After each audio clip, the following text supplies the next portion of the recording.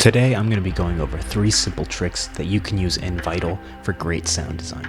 These are really simple things that you can implement instantly to make cool sounds. Hopefully it's new for you. Let's get into it. So first off, I have this bass slash synth. You can kind of use it however you want, but it's a really neat trick and it has to do with envelopes. So here we go.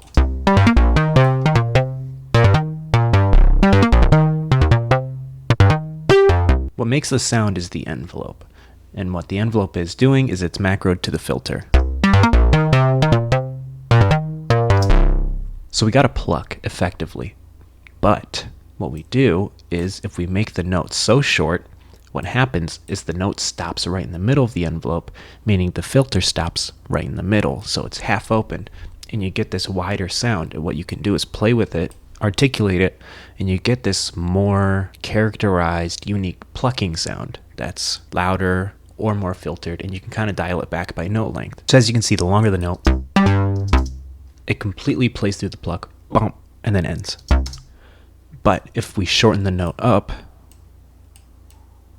the filter's almost completely open. And this is hugely useful because it allows us to create more depth and dynamic with the notes. And then the synth sounds more live rather than just a computer, right? And then what you can do is add all sorts of cool stuff like different filters.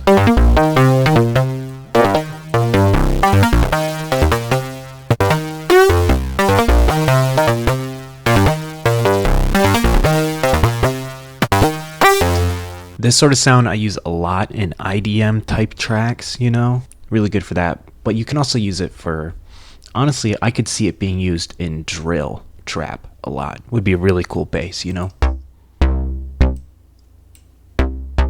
can just kind of control the rhythm real good. It's like a stand-up slap bass or something. On to the next one. The next trick sounds like this.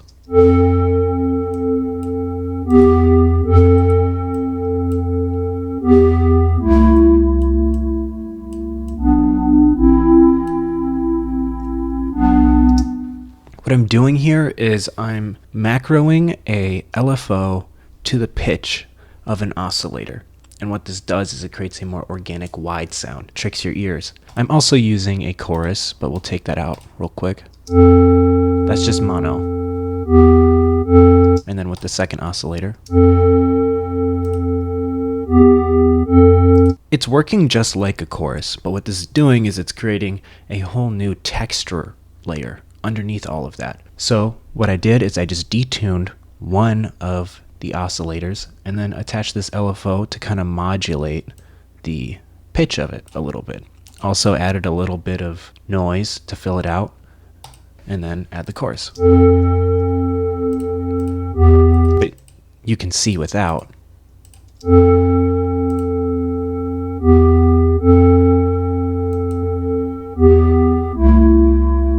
It just adds a really nice width.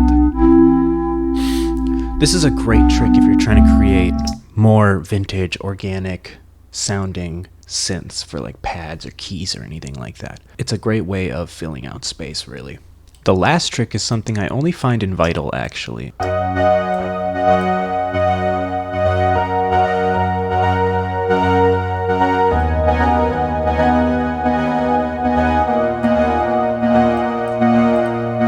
Going on here is I'm using the LFO, and there's a sync mode and a stereo mode. Most of this sound comes from the stereo mode on the LFO.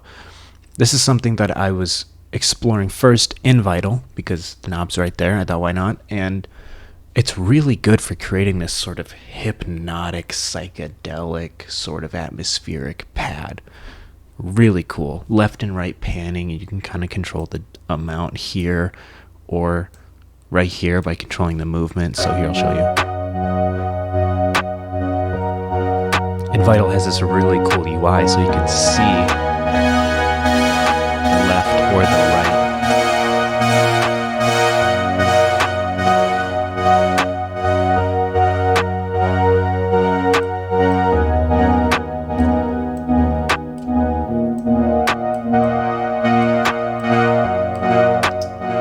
Really cool stuff. I love this trick. Just for example, you could layer it on top of another pad, right?